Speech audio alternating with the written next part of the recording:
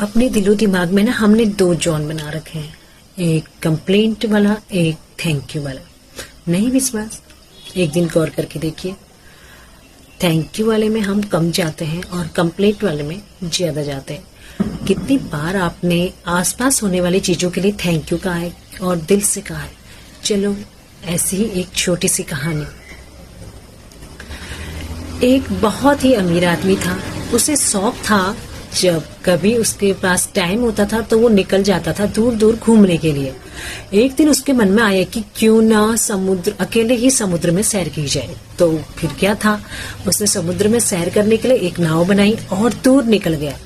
चलते चलते नाव समुद्र में काफी दूर पहुंच गई और अचानक से तूफान आ गया और नाव पूरी तरह से तहस नहस हो गई थी।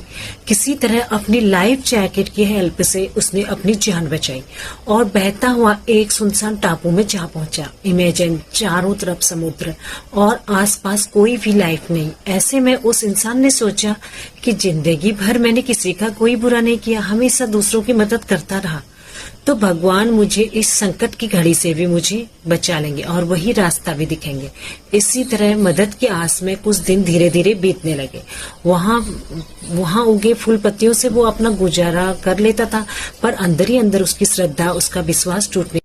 उसे लगता था कि भगवान मुझे यहाँ पर ज्यादा दिन अकेला नहीं रहने देंगे, जरूर मुझ तक कोई न कोई मदद पहुँचेगी। जब 4-5 दिन हो गए उसे कोई मदद नहीं मिली तो उसके मन में एक ख्याल आया कि अब जब रहना ही है तो मैं एक झोपड़ी बना लेता हूँ।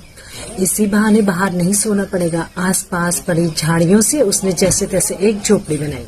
रात हुई ही थी कि अचानक से जोर से बिजली कड़की और घमासान बारिश होने लगी। बिजली उसकी झोपड़ी पर भी गिरी और उसी दिन बनाई गई झोपड़ी जल गई। ये देखकर व्यक्ति बहुत भगवान पर चिल्लाया और जितना बुरा भला वो बोल सकता था उसने उस वक्त अपने दिल का सारा गुमान भगवान के लिए निकाल दिया और अपने सर पर हाथ रखकर वह रोने लगा। इतने पर एक नाव टापू पर आई और उसमें से 2 लोग बाहर आए। टापू पर आए और बोले, अरे भैया, इस सुनसान टापू में तुम कर क्या रहे हो? इस पर उस व्यक्ति ने अपनी सारी आपबीती सुना दी।